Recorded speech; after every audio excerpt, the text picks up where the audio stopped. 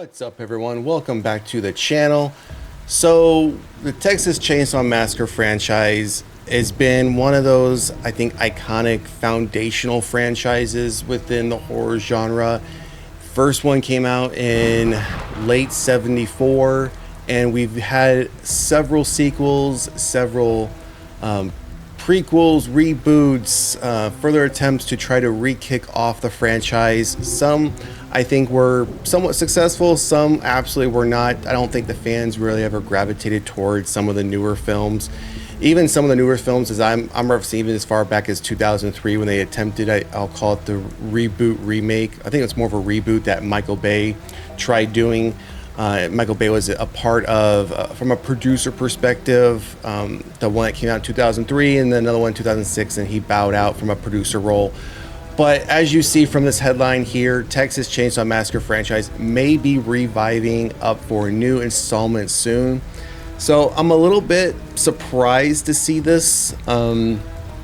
Again, this seems to be one of those franchises where in my opinion, based on the broader fanfare, not necessarily my personal opinion, is that a lot of the newer installments have never really ever been able to surpass the original film, and many people keep going back to the original film, as rightfully so. I can see why that would happen. Same thing happens with Halloween. Same thing happened with Friday the 13th, right? Definitely happened with Nightmare on Elm Street. That attempted remake reboot did not go over well with fans. But for me, when it comes to Texas Chainsaw Massacre, I enjoyed the 2003 reboot remake, whatever you want to call it. I also enjoyed the prequel that came out a few years later, which was the Texas Chainsaw Massacre: The Beginning. Now, once you get past that, though, I think there were 3 other attempts. We had in the 2 of them in the 2010s, and then we had one that came out about 3 years ago. Again, another attempt to reinvigorate this franchise with very little support from fans. Again, at a broad perspective. So, doing a quick rundown before we get into the arco details. This film, again, this franchise, not film, this franchise has had quite a few films. When you think about, if we go from the original, you had the original in 74. Then you had Texas Chainsaw Massacre 2 in 1986, 85, 86, somewhere around there. Then you had Leatherface, the Texas Chainsaw Massacre Part 3, which came out in 1990, which was what you would expect for a 1990s horror film. Then in 95, they tried to keep it going with the return of the Texas Chainsaw Massacre, which was interesting because around that time, 94, 95, you had the return of Michael Myers for the Halloween franchise. Then in 03, we had that reboot, or attempted reboot, with the Texas Chainsaw Massacre. 3 years later, you had Texas Chainsaw Massacre: The Beginning, which was, again, in 2006. Then we went on a hiatus. We went on quite a bit of a break for roughly, I think it was 7-8 years, give or take, because then we got Texas Chainsaw 3D, which was not my favorite. I would take some of the original sequels over Texas Chainsaw 3D. Then we went on a small hiatus of around 4 years. We got Leatherface, and then we went on a little bit of a further hiatus for almost 6 years, which put us at Texas Chainsaw Massacre. So that was the last one. Now, interesting though, with this franchise, similar to Halloween, there are various timelines. The Halloween, which we're going to, it is my goal to do a breakdown of each one of these foundational franchises for horror films.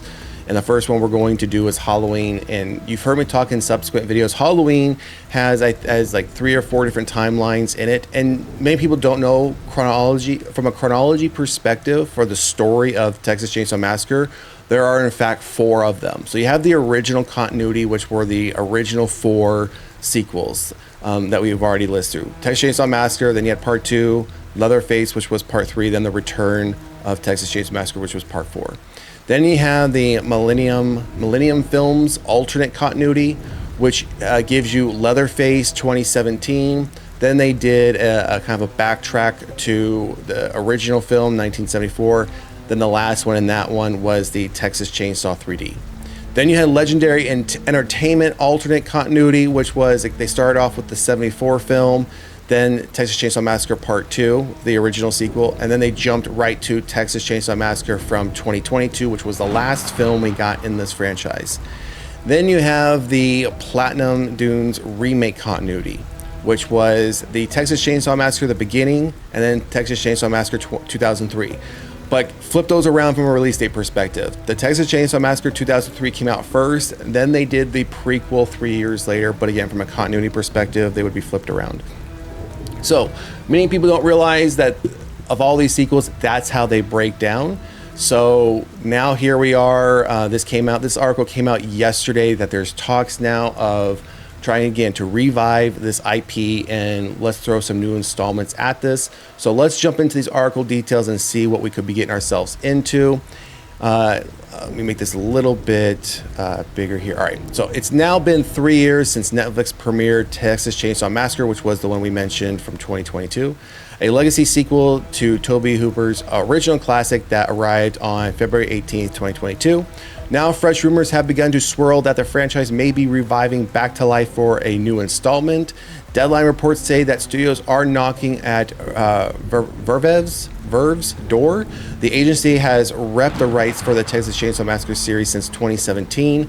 While nothing has been officially set in motion just yet, the names showing interest in the IP have us intrigued. The outlet reveals that Strange Darlings filmmaker J.T. Mullner and producer Roy Lee are at the forefront of the conversations around reviving the franchise, which in-demand actor Glenn Powell, star of the upcoming Running Man reboot, interested in reading Mullner's script for a possible star vehicle and producing role.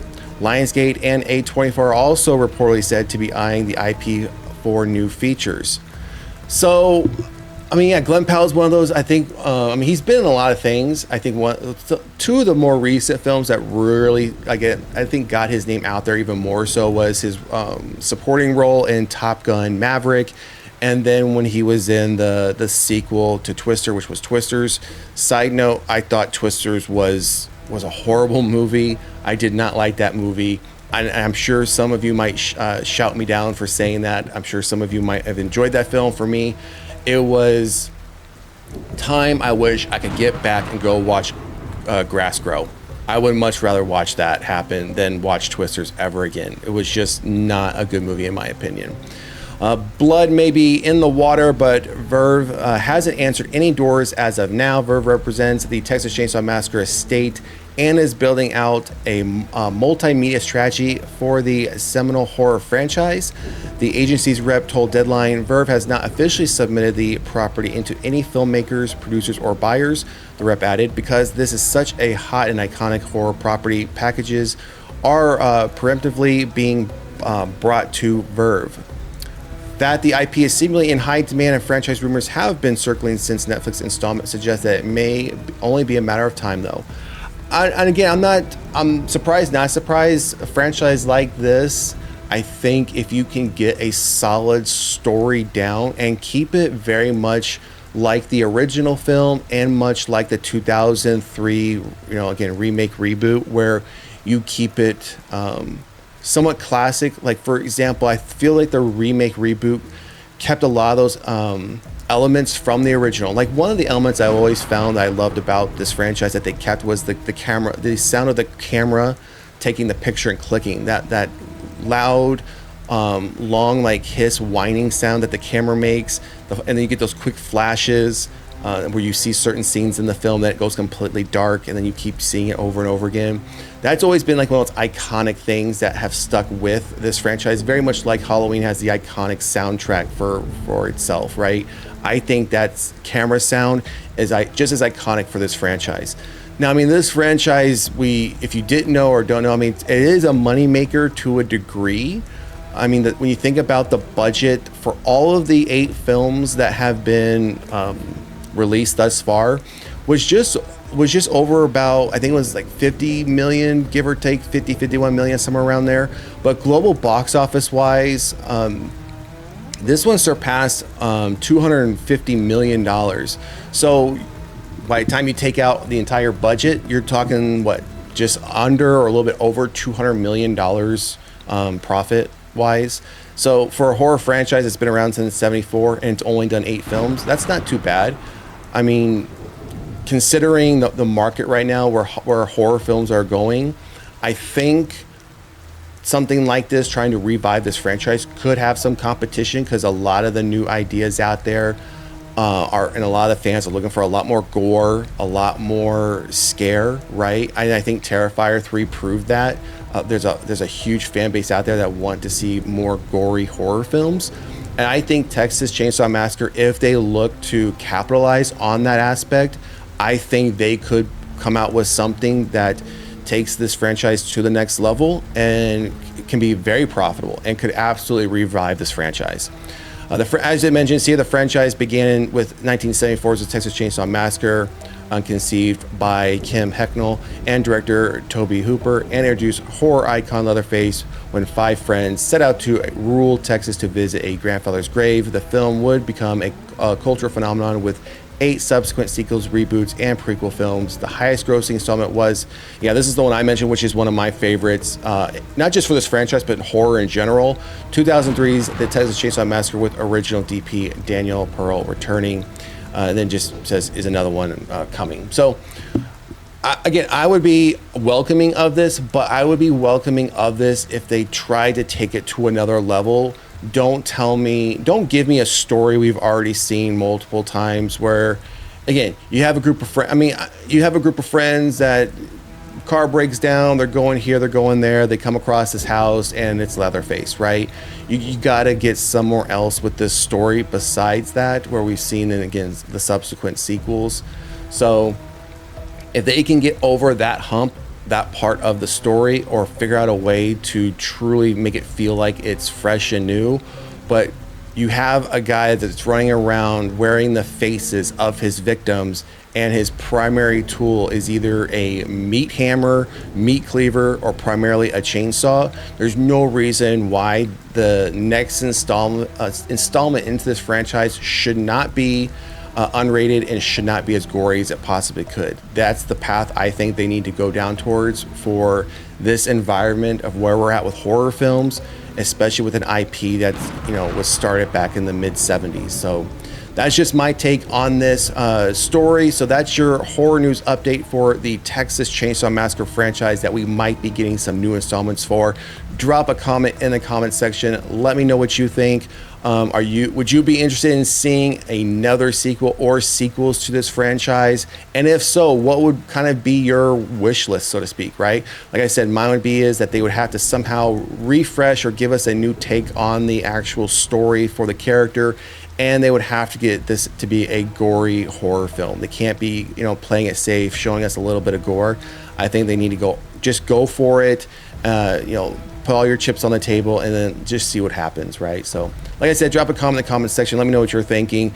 Also, if you haven't done so already, please like, share, and subscribe to the channel. Otherwise, we'll see you at the next one. Peace.